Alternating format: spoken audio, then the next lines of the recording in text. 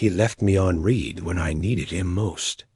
Months later, when he was desperate for a job, I made sure he knew exactly what being ignored felt like.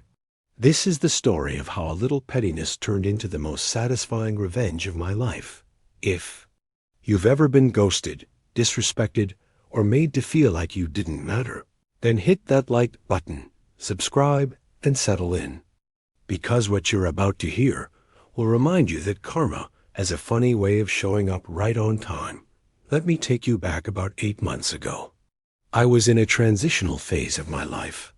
You know, that unsettling space between jobs where you're trying to find your footing again? Yeah, I was there. Fresh out of a role I outgrew and hungry for the next big opportunity.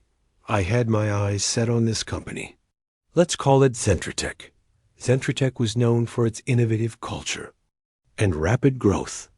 People fought to get in.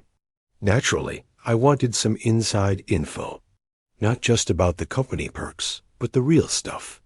Like how management treated employees, what the growth paths were like, if people were actually happy there, the kind of info Glassdoor reviews don't cover. I remembered a guy I went to college with. We'll call him Jason. We weren't close, but we were friendly enough. We shared a few late-night study sessions, exchanged memes during finals, laughed over crappy cafeteria food. And hey, he worked at Zentratec, so I reached out. I kept it casual. Something like, "Hey Jason, hope you're doing well. I noticed you're at Zentratec, now thinking of applying. Mind if I ask a few quick questions about the culture there?" Seen? No reply. Okay, maybe he was busy. I gave it a couple days. Followed up with another message. This time I asked specific questions. Do you like the team dynamics there? How's the work-life balance? Would you recommend it for someone with a product background? He responded. One word. Yes. Yes to which part? I tried again. Thanks. Just curious, how's the growth potential like? Any departments you think are stronger or have better leadership? He left me on read again. Now, I'm not the kind of person who expects strangers to drop everything for me. But we weren't strangers, and I wasn't asking for a referral, just a little insight. It wasn't hard to tell Jason clearly wasn't interested in helping. I felt small, like I was some desperate outsider bothering someone who was now too cool to care. But whatever. I moved on, found my own way, landed a great job at a mid-size firm. It wasn't Zentratec, but it was a solid role, and the culture? Chef's kiss. Respectful, transparent, and collaborative. I found people who wanted to grow with each other. Months passed. Seasons changed. And one day, while scrolling LinkedIn during my lunch break, I saw something interesting. Teng had updated his profile. Open to work. I clicked into his profile. He'd left Zentratec. No explanation. No fancy goodbye post. Just jobless. Now here's the thing. I'm not vengeful by nature.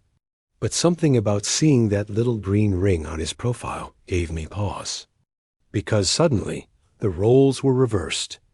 Out of curiosity, and maybe a dash of mischief, I messaged him. Just a simple, "Hey." No reply. "Hey." Predictable. The next day, I sent another message. "Saw you left Zentratec. Might have an opening on my team." Bam. Instant reply. "Oh wow. Thank you so much for reaching out. I'd love to hear more. I actually just left Zentratec due to a restructuring and have been actively looking. What kind of role is it? Happy to send over my resume. Also, I'm really sorry for not being more helpful before. If you still have any questions about Zentratec, I'd be happy to share whatever I can. Look at that."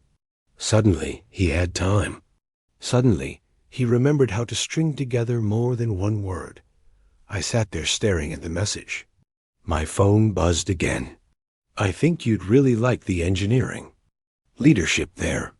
Super collaborative. Also, the product team used to work really closely with us.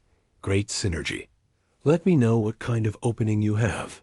He was trying hard, and then I did the only logical thing.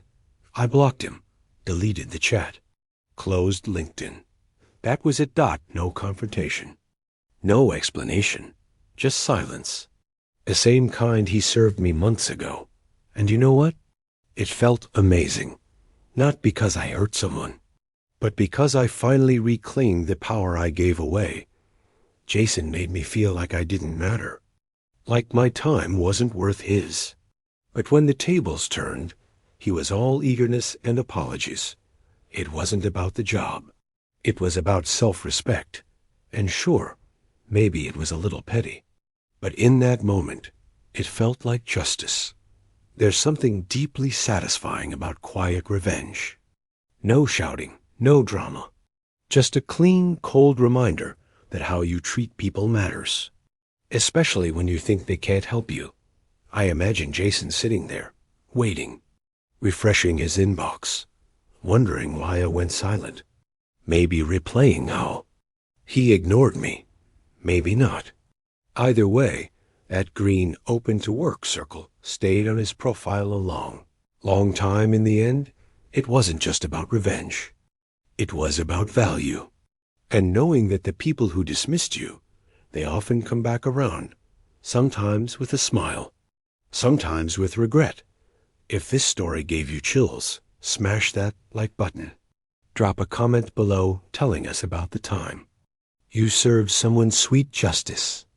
And don't forget to subscribe. We've got plenty more tailies where that came from. Until next time, remember, karma might take her time, but she never forgets.